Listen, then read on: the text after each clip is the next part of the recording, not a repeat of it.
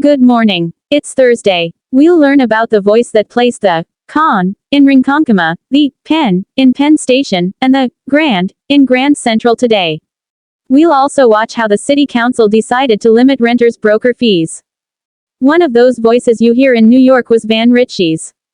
You recognize his voice for succinct, pragmatic sentences. When you heard him, you were on your way somewhere.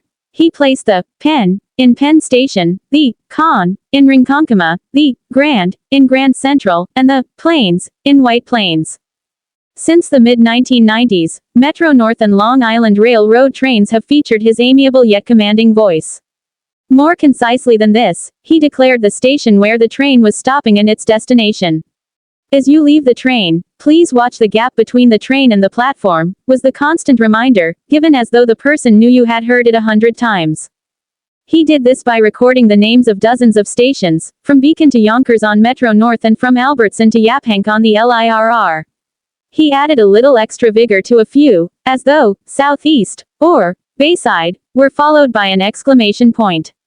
Additionally, he changed his announcements as needed, like as last year when the LIRR started operating trains to and from Grand Central Terminal. Ritchie passed away on November 3 at a hospice facility in Poughkeepsie, New York. Ritchie was also a radio host on Hudson Valley stations. He was 80 years old. He passed only a few days before Elwood Edwards, another announcer who rose to fame for a voiceover role, who in the 1990s recorded lines like, "You've got mail," for AOL. Since Ritchie recorded his first railroad announcements, technology has evolved. This prompted the question, will artificial intelligence be used to create the next generation of transit announcements?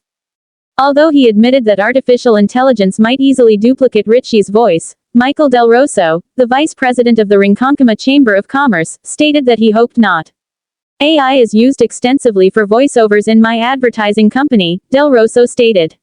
"In the end, it's less expensive than employing a voice actor. However, I believe they should preserve his voice if they wish to maintain authenticity with the trains and everything."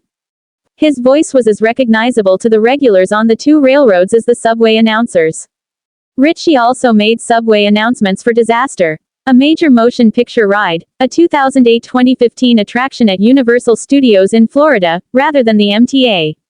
It included subway stations that were modeled after those in the Bay Area rapid transit system, as well as a train that was derailed and rocked by an earthquake, as well as flash floods and fires.